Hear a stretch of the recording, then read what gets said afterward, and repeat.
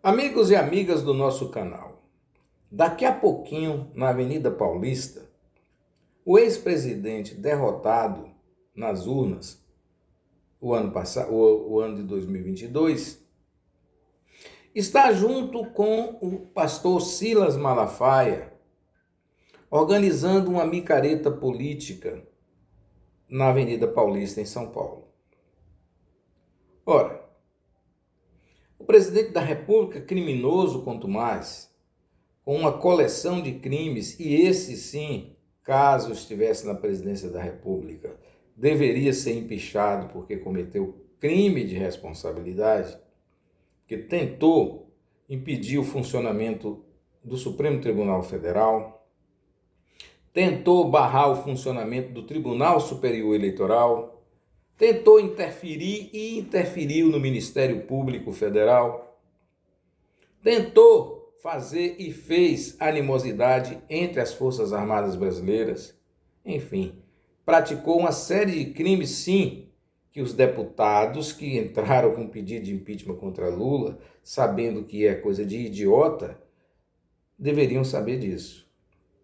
Então esse homem que, lastreado na história de uma facada que jamais foi comprovada que realmente aconteceu. Todo mundo viu no cinema.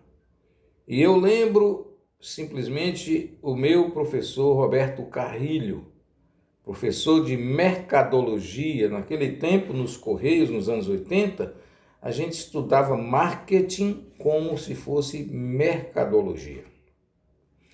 E ele dizia assim para mim, exclusivamente para mim: Paulo Nunes, o homem gosta de cinema porque gosta da mentira.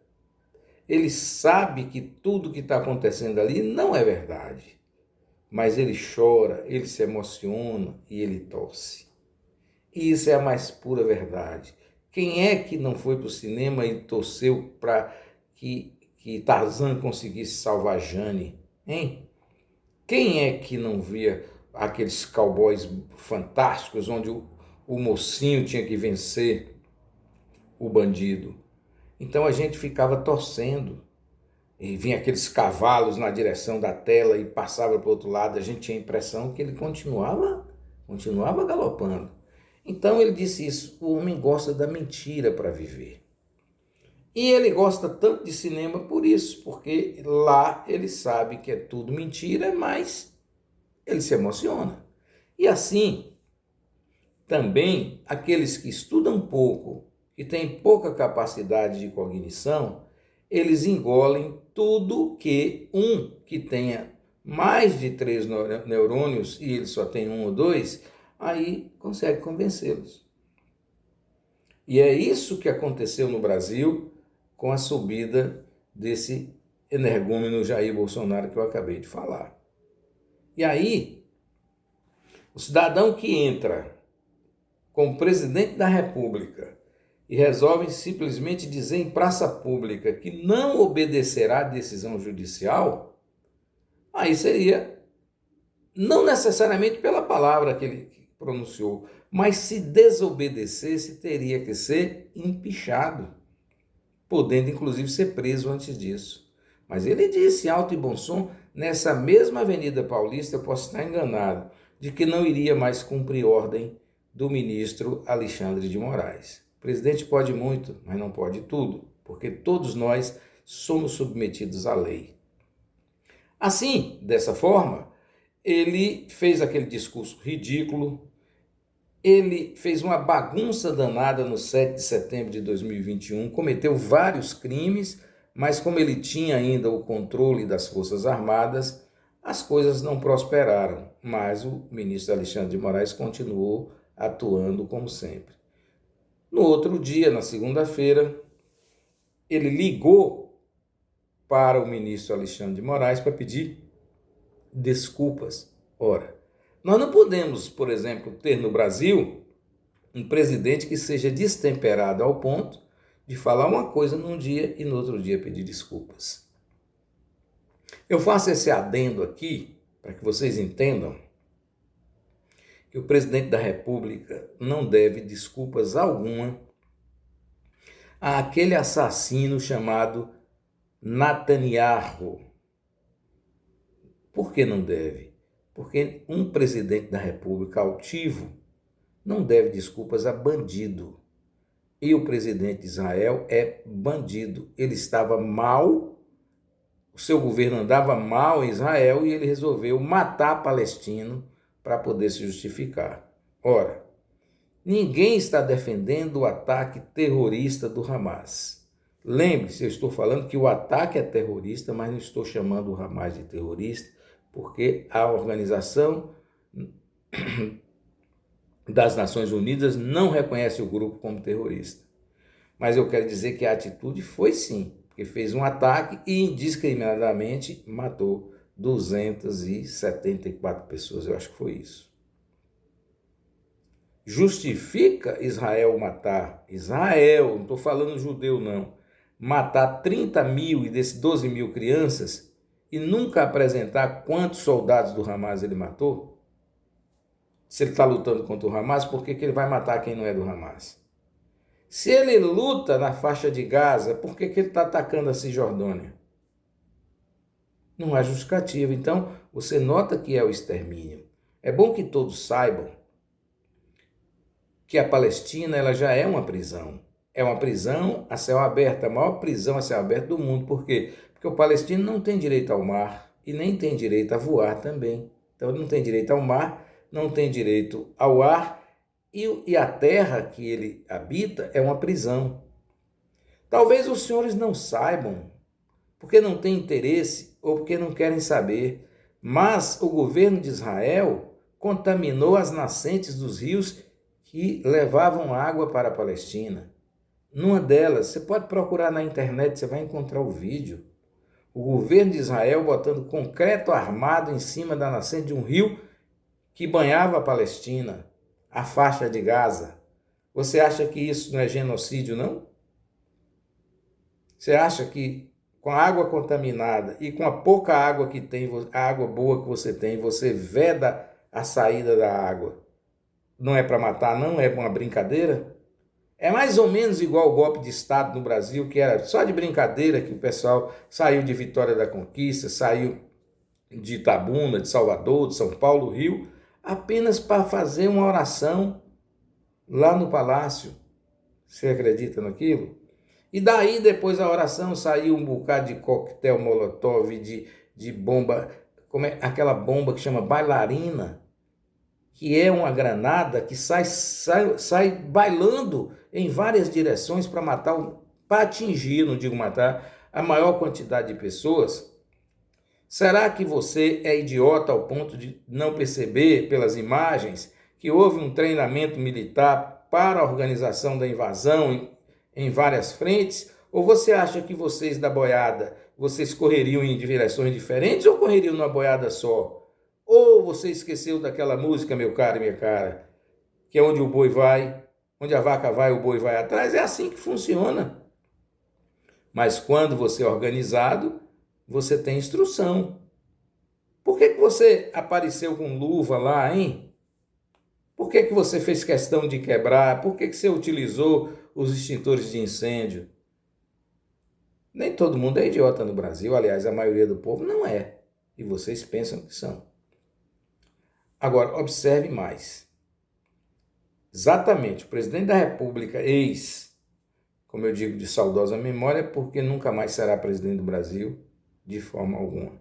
Ele vai à Avenida Paulista nessa micareta, com pipoca e tudo, e lá vai fazer um discurso que não vai adiantar nada. Pode colocar, eu não vou dizer 1 milhão, porque na Avenida Paulista só cabem 320 mil pessoas, que já é um número grande.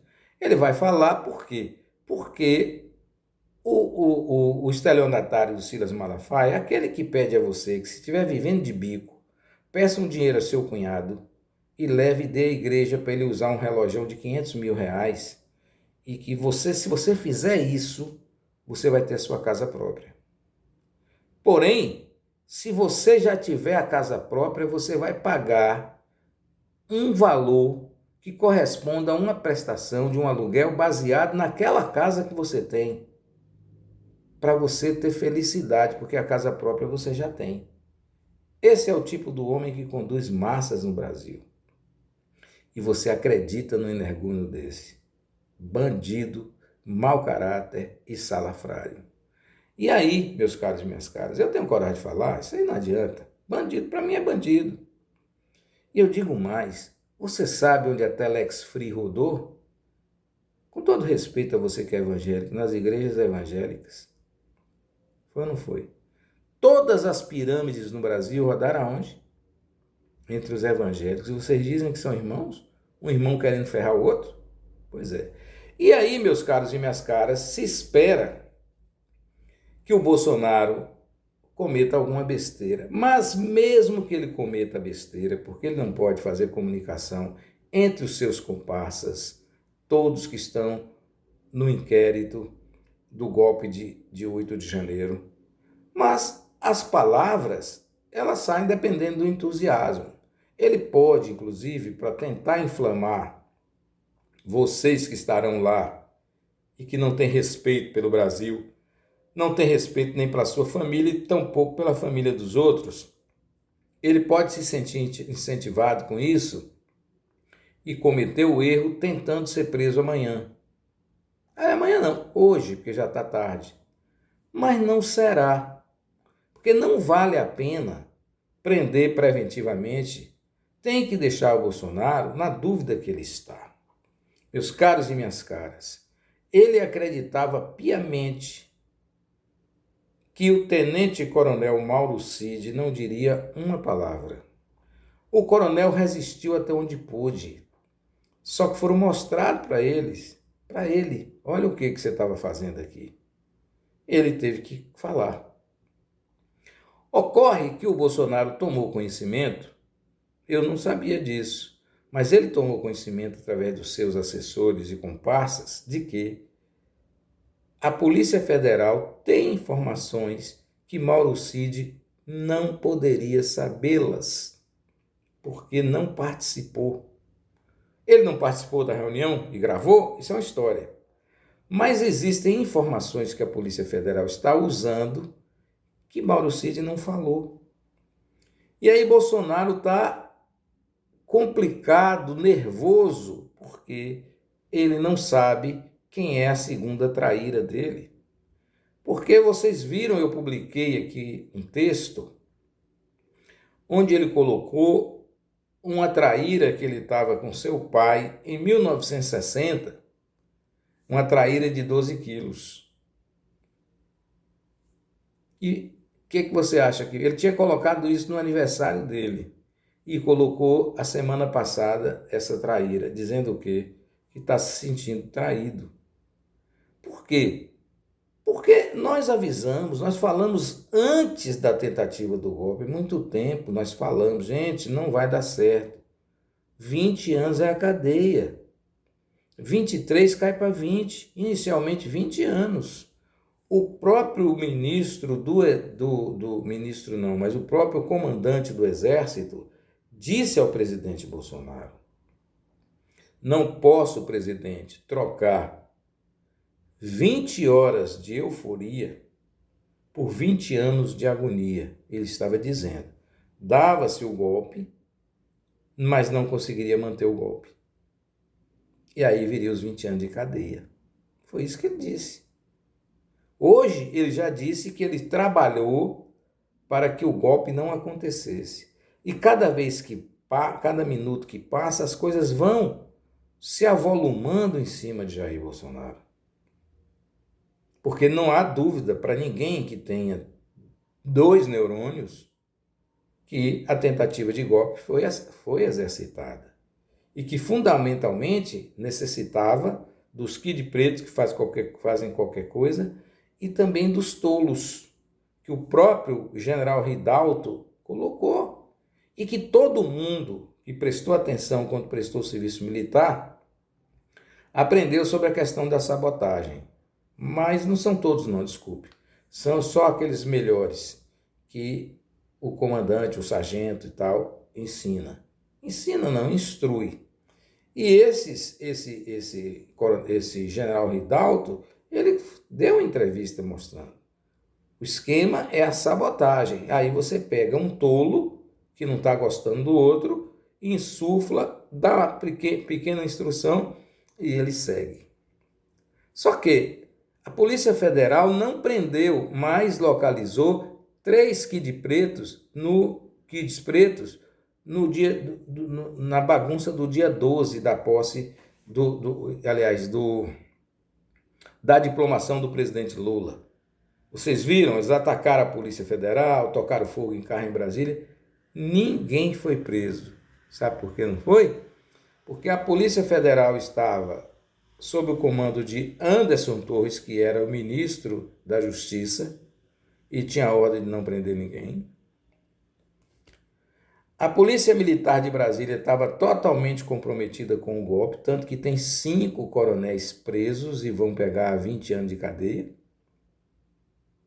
Por isso que ninguém prendeu. Você acha que alguém faz uma bagunça daquela em Brasília e não é preso? Para você ver, era o golpe.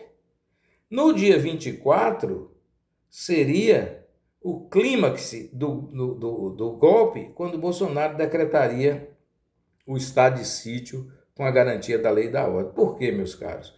Porque um cidadão iria explodir 60 mil litros de combustível no aeroporto. Pronto. O presidente era Jair Bolsonaro, não era Lula. Lula estava eleito, estava diplomado, mas não estava empossado. Então teria que ser antes, já que tinham perdido o bonde antes das eleições, como o general Heleno, que é um patife, disse que tinha que fazer alguma coisa antes da eleição, que ficava mais difícil, mas viram que poderiam continuar tentando, seguindo as instruções do general Braga Neto. Aquele que sabia quem matou Marielle e não contou para ninguém. Pois é. Tudo isso foi arquitetado. Várias torres de energia no Brasil foram derrubadas. Portas de refinaria ficaram cheias de cascalho e entulho para não sair petróleo. Caminhoneiros pararam no Brasil, você esqueceu? Só que não deu certo. Dia 1º de janeiro, Lula tomou posse. Você tinha que procurar a semana do governo desarrumado.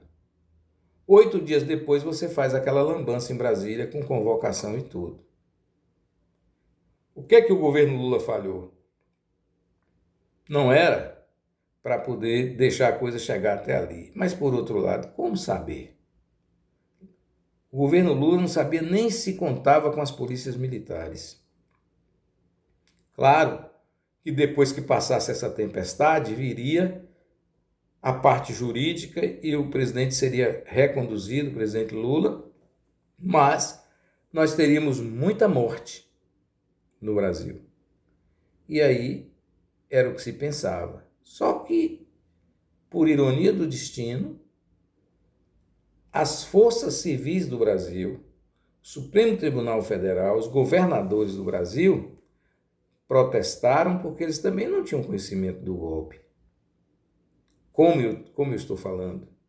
Mas o golpe andou. Talvez o governador de São Paulo soubesse. E aí, então, diante de todos esses acontecimentos, acham que o Bolsonaro é ungido. E aí ele vai chorar no pé do caboclo lá em São Paulo e todos vão reproduzir que ele está sendo perseguido, que ele é inocente. Eu não sou perseguido. Por que ele é perseguido? Isso não existe. E aí é só você esperar. Pode acontecer tudo na Avenida Paulista. Não acredito que a Polícia Federal irá prendê-lo. Porque não precisa. Mas eu digo o seguinte, dia 25 é amanhã, não é? Dia 2 é sábado, dia 3 é domingo de março. Espera um pouquinho, que na primeira semana de março você vai ter alguma surpresa no Brasil. Garanto a você. Bom dia.